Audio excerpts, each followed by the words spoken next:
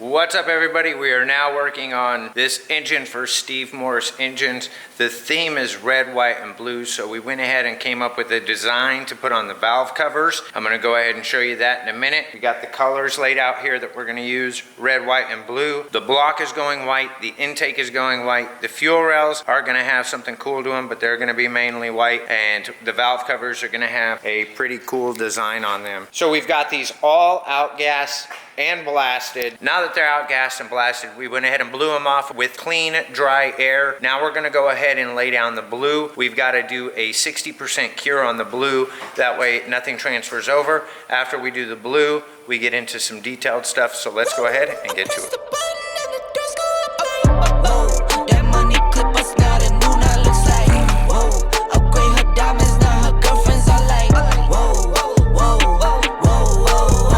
We've got the first color laid down. As you can see, we didn't tape anything. There was a little bit of powder on the inside edges. Rather than using tape and taking the extra time, we've found that a lot of times just using a vacuum is faster and you don't use tape. So we're just gonna go ahead and vacuum off anything on the back where we don't want blue powder. And then we'll go ahead and do the same thing with the fuel rails. And then we're gonna go ahead and put them in the oven for a 60% cure. That way we can pull them out, let them cool, and get ready to apply vinyl and the second color. So let's get to it.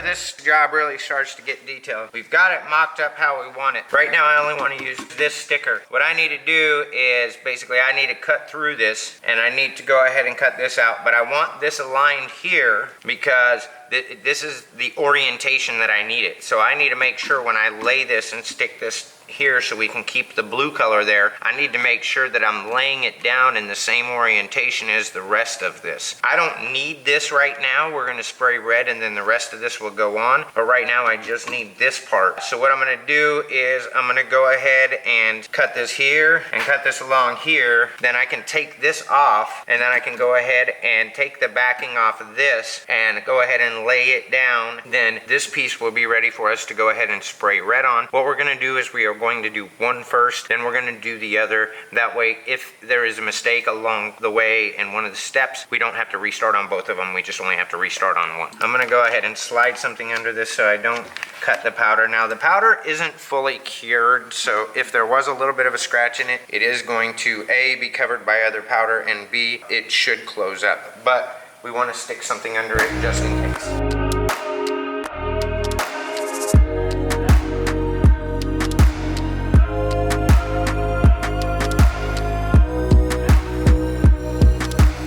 So we heated the oven to 420 and we popped this in the oven and we let it sit in there for about 4 minutes.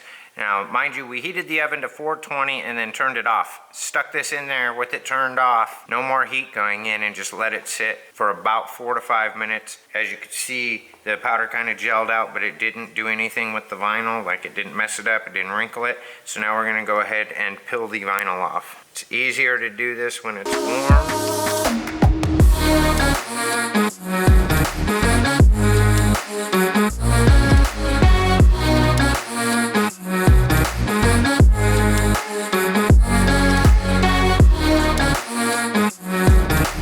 Careful, because this piece is hot as f***, and I'm burning my fingertip. But as it is, a nice, crisp, clean vinyl pull. Looks absolutely great. So what we're gonna do now is we gotta pop it back in the oven, do a 60% cure, let it cool down completely. After we do that, we can go ahead and lay the rest of the vinyl back on here, coat it white, put it in the oven, do the same thing, and then pull it all and do a final cure. So we're getting there. This is 2 steps of the way. let's go ahead and meet you back after this is done a 60% cure. Okay, as you're about ready to see, we've got the parts 60% cure or partial cure on the red. So now we got to go ahead and lay down the vinyl that's going to cover the blue and that's going to cover the red. That way we can do the rest of it white. Let's go ahead and do that. This is where I've got to be delicate because I really want to try and line up the vinyl the best that I can with the way that I did the vinyl already. That way there's no overlap or purple or anything like that. So this is going to be really the tough part, the toughest part of it. I'm going to go ahead and start laying this vinyl down. First I'm going to lay down the part to cover the blue. I think that just laying down that part first is going to make it easier. Then I'll go ahead and line up the logo and the rest of the flag. So let's get to it.